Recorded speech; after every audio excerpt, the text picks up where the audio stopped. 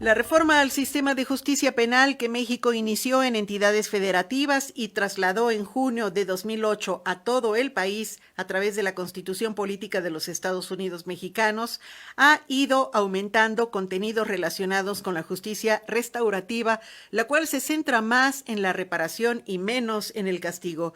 Al respecto, tenemos un trabajo especial de Rafael González Domínguez.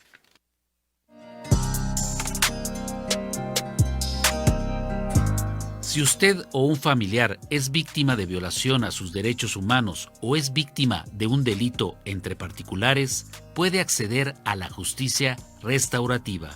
Para Francisco Javier Hernández Salcedo, presidente de la Fundación Lex Pro Humanitas, esta figura jurídica se centra en las víctimas y en la reparación del daño.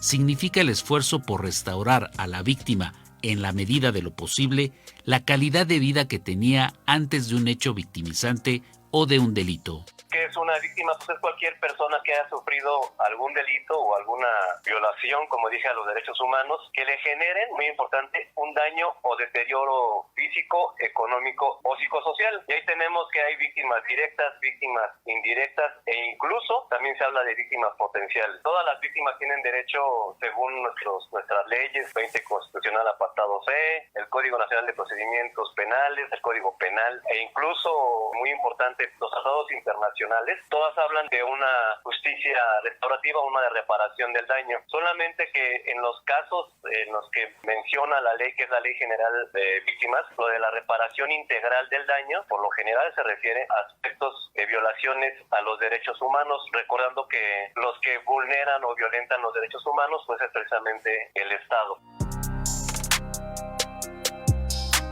Pese a que la justicia restaurativa busca alcanzar acuerdos reparatorios que, si bien son mecanismos que permiten un acuerdo entre autor y víctima, hay una serie de obstáculos que tienen que enfrentar las víctimas de un delito o de casos de negligencia por parte del Estado. Pues en primer lugar existe un desconocimiento de la Ley General de Víctimas por parte de muchos abogados. Hay que recordar que muchas de las facultades de Derecho y escuelas de Derecho no dan entre sus clases lo que tiene que ver con la Ley General de Víctimas. Entonces tenemos un escaso número de especialistas en el tema de la justicia restaurativa. Muchas veces se confunde la reparación del daño que se suscita entre particulares cuando hay un delito y lo que establece ya la ley como reparación integral del daño. Hay que recordar también que en México no hemos logrado superar esta injusticia de que para precisamente acceder a estos mecanismos pues hay que tener dinero. ¿Por qué hay que tener dinero? Pues que muchas veces hay que contratar abogados y además los juicios llegan a ser largos. Entonces, además de pagar los honorarios de un abogado, pues hay que solventar todas las costas de los juicios. Otra situación que no favorece a las víctimas para su acceso a la justicia restaurativa es que los asuntos se alargan por años y se convierten en un viacrucis.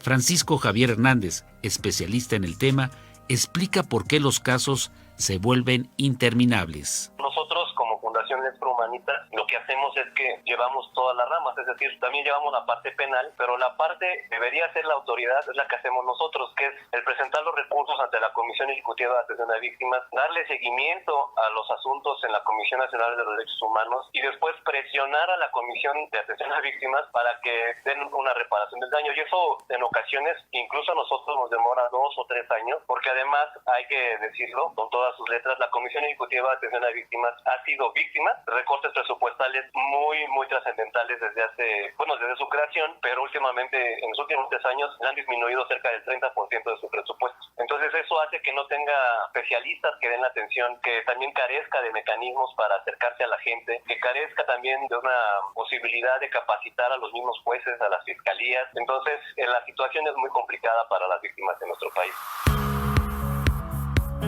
Actualmente, solamente el 2% de las víctimas en México de violaciones a los derechos humanos tienen acceso a la reparación del daño, y la Comisión Ejecutiva de Atención a Víctimas adolece de un mecanismo efectivo de comunicación con los organismos jurisdiccionales e incluso con la Fiscalía y la Comisión Nacional de los Derechos Humanos.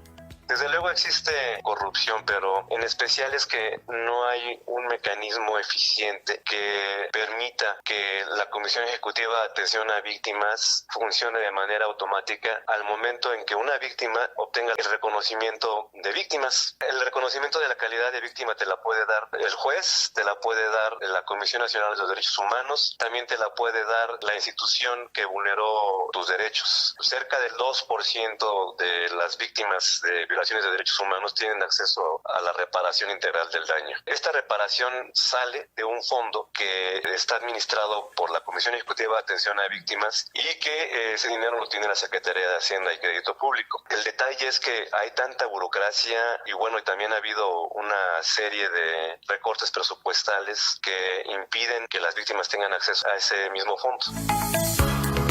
Por último, Javier Hernández Salcedo, presidente de la Fundación Lex Pro Humanitas, menciona cuáles son las ventajas que tiene actualmente la Ley General de Víctimas con respecto a la anterior, que se regía por la Ley Federal del Trabajo. La Ley General de Víctimas establece diversas medidas que no solamente estamos hablando de dinero, sino también incluso medidas de garantía de no repetición. ¿Qué significa esto? Pues puede ser la disculpa pública, la capacitación de las fuerzas policiales, por ejemplo, de los doctores, medidas de rehabilitación. Entonces, la diferencia es enorme. Una persona perdía la vida, lo que sucedía es que lo cuantificaban y decían, pues aproximadamente te corresponden 500,000, 600,000 pesos. En este caso, con la Ley General de Víctimas, se incluye un aspecto muy relevante que se llama lucro cesante. Se calcula lo que una persona ganaba aproximadamente mensualmente y se multiplica por el número de veces de acuerdo a la expectativa de vida que tenía esa persona en el estado donde ocurrió la violación de derechos humanos, cuando hay pérdida de vida. Por ejemplo, si en el estado de Aguascalientes la media de vida de un hombre es de 65 años y la persona que falleció tiene 20 años, por lo menos se calcula por el sueldo mínimo por 45 años más. Además de que la Ley General de Víctimas también considera los familiares de la víctima directa. Entonces, también los familiares tienen derecho a una reparación integral del daño. Para Pulso de Radio Educación, Rafael González Domínguez.